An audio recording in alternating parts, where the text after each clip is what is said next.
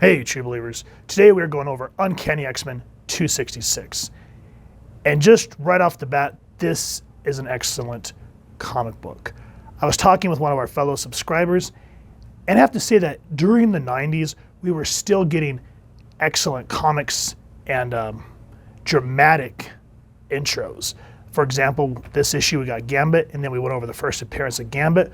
We also got characters like Domino, Deadpool, Shatterstar. So here in the early 90s, we were still getting spoiled. And the heartbreaking part is we didn't even know that that was going to eventually dry up. Now the print date, I don't know if I said this already, but it was August of 1990. And the primary meat and potatoes of this book is we're focusing on Storm, and she's been reverted to childhood. Now, if memory serves correctly, she was turned into a child in issue 253. And I think it was because, like, there's a part here with Nanny, which we will get into, but I think what happened with Storm is when the X-Men decided to kind of flee and go through the Siege Perilous, Psylocke, Betsy Braddock got merged with Quinnan, where Wolverine and Jubilee had to save her from being a pawn of Shinobi Shaw, I believe. Colossus lost his memory, became an artist down in, what is that village?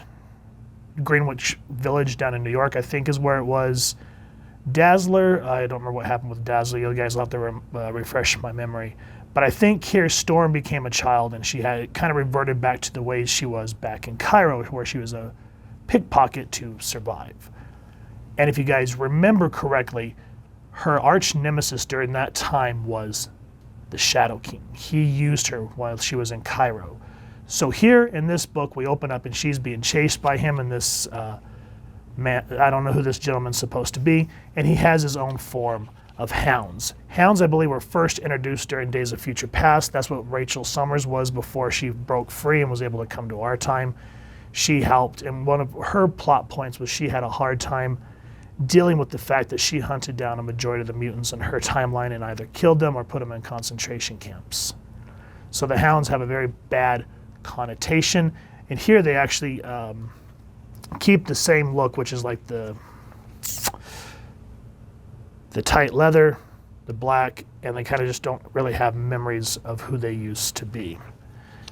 But as we move through, I love how it shows how resourceful Storm is and how she's able to evade these full-grown adults in her child form. But what makes the stakes higher is she does have her powers, but she can't access them the way she can as an adult. So she's saying things like, why do my powers always fail me when I need them the most? But what really gets me is when the Shadow King thinks he finally has her and goes to control her. He goes, I wanted to take my time with this. I've waited a human generation for the pleasure. But you're one tough little sweetheart. Better, I think, to err on the side of discretion. You're no match for me, girl. All you're doing is causing yourself needless agony. Give up. And Storm just says, never, and hits him with a lightning bolt, just showing the full, her full powers on display. And she's not knowing how she's doing it, but she really gives the Shadow King's host a run for his money. And with that, I don't want to give too much away. All we need to say here is that the Shadow King is a little reluctant to really want to take Storm on again. And then this is where we get into Nanny. And I remember when Nanny turns people into children, she really tries to give that Stockholm syndrome, which I think is what happened with Peter. I don't know a whole lot about these two. If you guys know a good jumping on point to read, which I'm pretty sure I have, but I've probably forgotten, let me know down in the comments.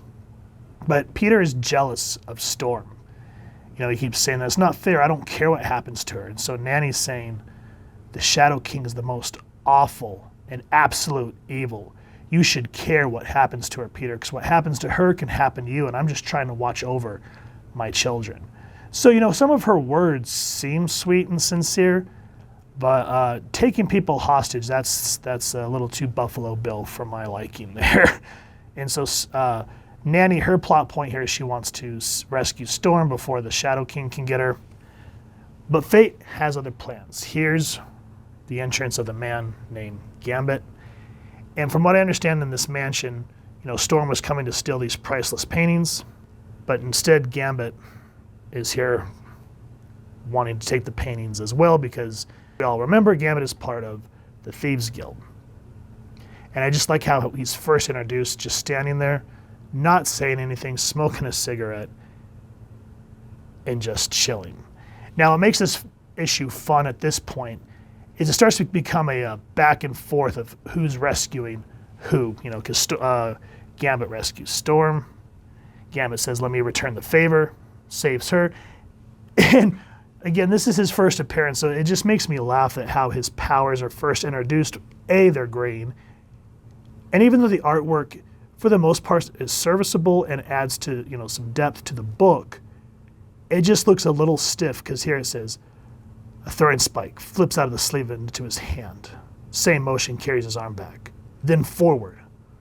Ordinary piece of metal when it leaves his hand. Something far more when it strikes the wall, with the force of a cannonball. And it's just great action overall. Again, beautiful artwork. Again, early 90s. I've said this 1,000 times, and I apologize, guys. But still, a lot of this had to be done by hand.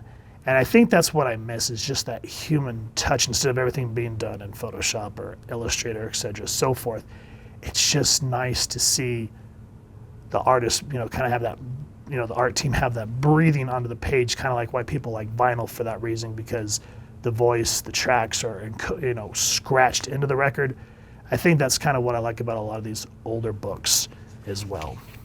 But again, moving forward, lots of back and forth between these two saving each other.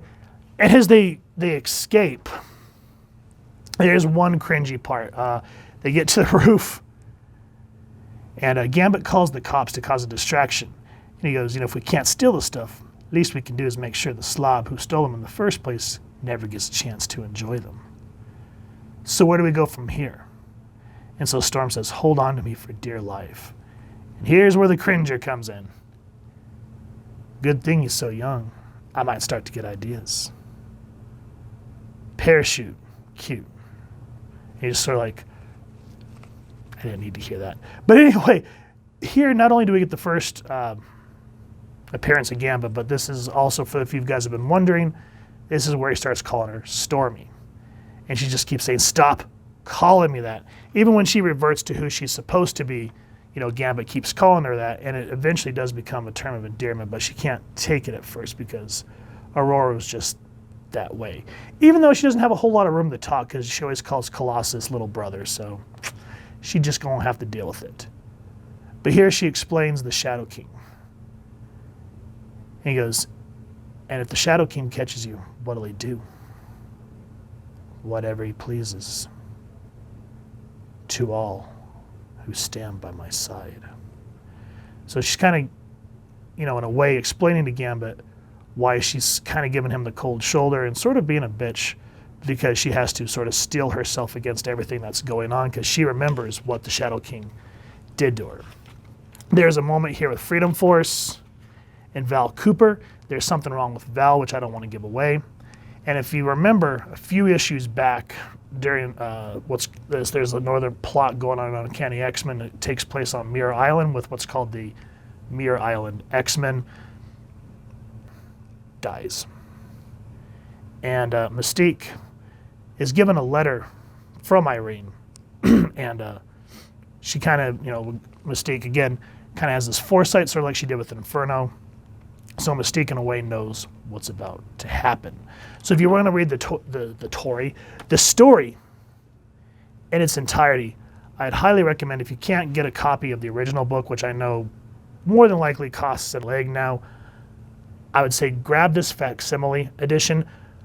I thought about pulling out my legit copy, but it's signed by Chris Claremont, who is a Joe Rubinstein. Sorry, guys, my focus keeps going out. But yeah, it was signed by Chris Claremont and Joe Rubinstein, so there was no way I'm going to take that out of its plastic. So I decided to grab this facsimile. It was only $4 on the stand. Hopefully your local comic shop will have some of these in stock. So if you've enjoyed this review, We really would appreciate if you take a moment to hit like, share, and subscribe. Helps the club channel more than you could possibly know. And if you wouldn't mind hitting that fancy little X bell next to subscribe, that way as we continue to upload content, you guys will get notified. Come to the channel, and we love hearing your feedback and just talking with y'all down in the comments below or our social media pages, which I'll make sure to leave the links down in the description. So with all that said, thank you so much for stopping by. Hope y'all continue to have an absolutely amazing day reading, and happy hunting, true believers.